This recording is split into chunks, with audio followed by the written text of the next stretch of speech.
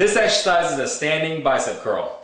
So one of the most popular ones because we get to work on our favorite body part, biceps, right?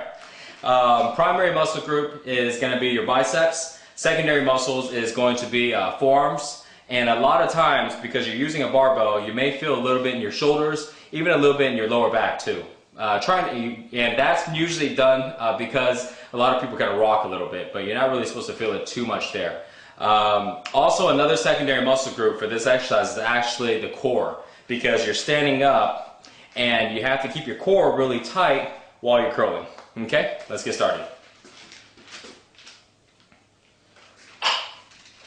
So notice that Dan is using moderate grip, shoulder width. And we want to, let's go ahead and get a close-up here on the wrist. One of the key factors here is to make sure the wrist is straight. Chest out then. There you go, look forward, good. We want to make sure that the wrist is straight because if you curve your wrist, you're going to engage too much forearms. And let's go ahead and get a side view there of that wrist and make sure we can see. So you want to make sure also that the elbows are right there on your side. So let's go ahead and make sure we keep that elbow on the side and not lift it up forward. Perfect, there you go. So you can really engage the biceps that way. The moment that your elbows get too far up, you're going to work too much shoulders. And you'll notice that we only put on 5 pounds here. How's the weight feel right now, Dan? Pretty heavy. Pretty heavy? Okay. You'll notice as the weight gets heavy, that's when the form starts to lag. And let's go ahead and put the bar down, Dan. And I was wondering why you're putting up your elbows a little bit, and that's because the weight started actually getting a little heavy. The bar itself is 45 pounds. So right there with an extra 10 pounds, we're at 55 pounds already.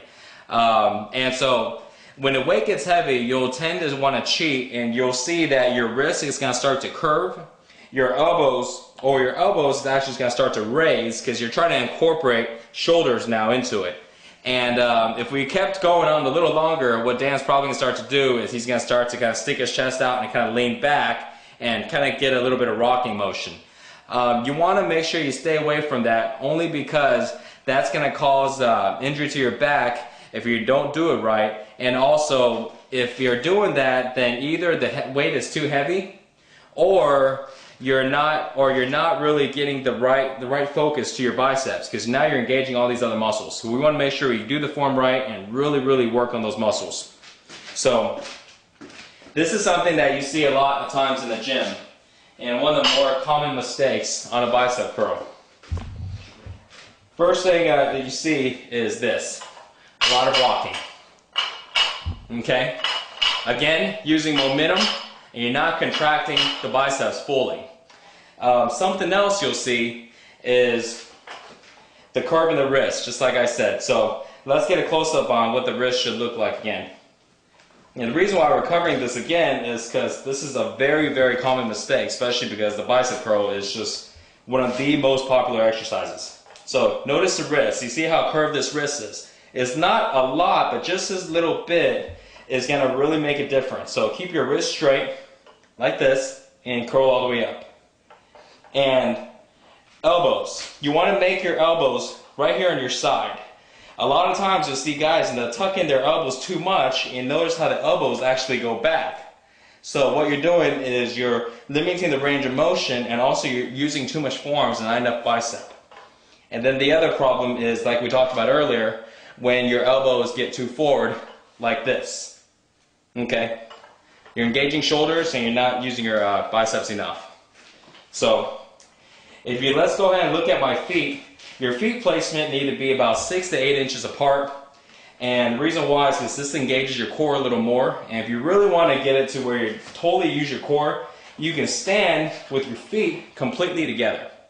This way, you don't have as much base on the ground, and now you're going to really have to tighten up your abs and your lower back to keep the weight from shifting side to side. You want to look forward, keep your chest up, and curl just to here. A lot of times, guys will ask me, how far up, is enough? Because, they've seen people do this, all the way up to their eyes and nose and mouth, and they've seen guys do this, you know, just halfway. And the correct way to do it is keeping your elbows to the side and just going as high as you can before your elbows have to come forward. Okay, anything you want to add to that, Dan? Yeah, and I can remember when I used to do a lot of curls that I would get like pain in my forearms. What would you say that's caused by? Pain in your forearms is actually caused because your forearms aren't strong enough to hold on to the bar for that long. Yeah. Now, if it's pain in your wrist, then that's a little different. So, some guys' wrists are not made to do barbell curls, maybe because of a previous injury or just because of the way the wrist is built. Because barbell curls, when it's straight bar, it actually puts a little bit of stress on your wrist, which is why most gyms have the easy curl bars. So, but if it's pain in your forearms, all it is just the forearms aren't strong enough to continue to do the exercise. And after a little bit of time, the pain's gonna go away. Just work the forearms more and that'll be okay? Yeah, and a lot of guys also ask, you know, how do you get these forearms?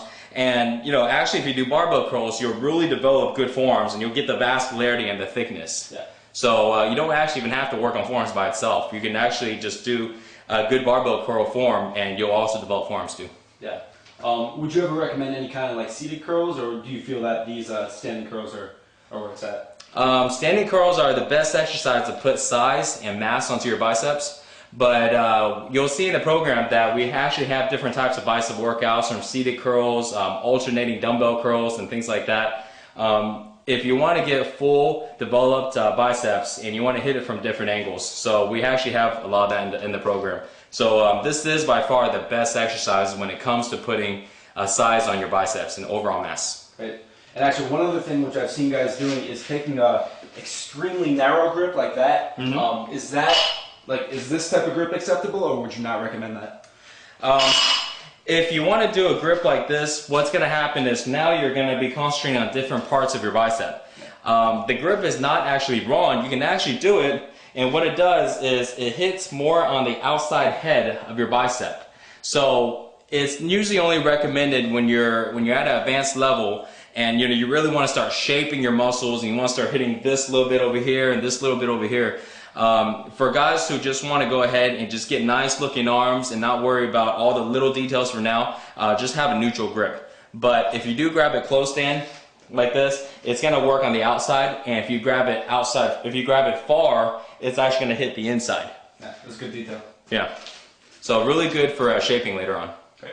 Another modification for that bicep curl is you can actually do a reverse grip. So normal grip is underhanded. A reverse grip is basically where you grab the top. What this does is it actually works a lot on your forearms and also on your brax, which is the muscle on the side. So you'll grab it like this, feet close together, chest out. Everything's exactly the same. The only difference would just be the grip. And it's a very big change when you do this. Like right now I'm doing it, I feel it entirely on my forearms.